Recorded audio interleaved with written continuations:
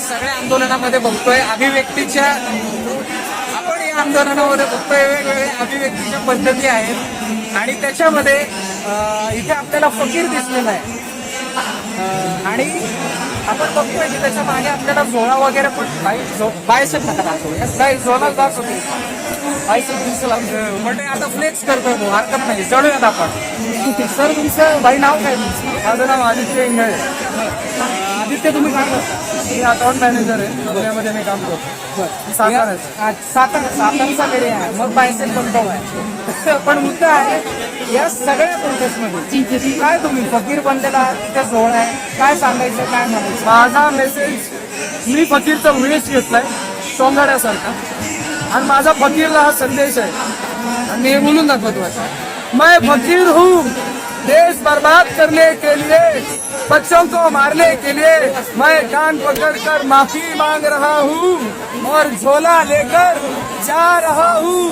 अशा प्रकारे माझी अपेक्षा आहे की जो खरा फकीर आहे त्यांनी देशाच्या तरुण पिढीची माफी कान पकडून मागून राजीनामा देऊन झोला देऊन जावं, म्हणून मी हे सॉंग घेतलं.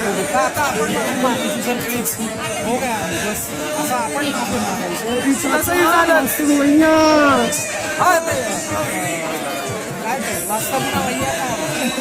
मला माहित नाही. त्याच्यामध्ये असं आहे लेके जाना चाहते हैं, हम मेलेडी से ब्रेकअप, मेलेडी वाली को भी लेके जाना चाहते हैं. त्याच्यामध्ये आता या सगळ्यामध्ये आपण बघताय जे मी सोबत वगैरे आहे सोनम वांगचूक यांनी इक्वेशन सोडली, त्याच्यानंतर दिप्ते म्हणतात की आपण करून उद्या त्यांचं वाटतंय मी सगळी काय म्हणतो चालू आंदोलन चालणार 100% चालणार.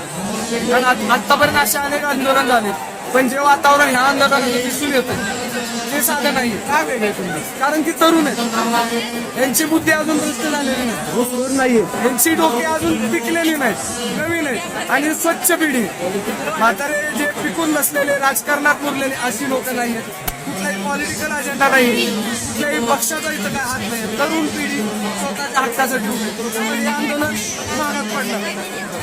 आणि आपण बघतोय ज्या पद्धतीनं इथे सगळ्यांनी फकीर उभा आहे, तसं आपण अपेक्षा करू की जो कोण चहावाला फकीर, तो चहावाला म्हणून चहावाला आहे, पण 1985 त्याला हॅलो बोलले याचाही रेकॉर्ड नाही.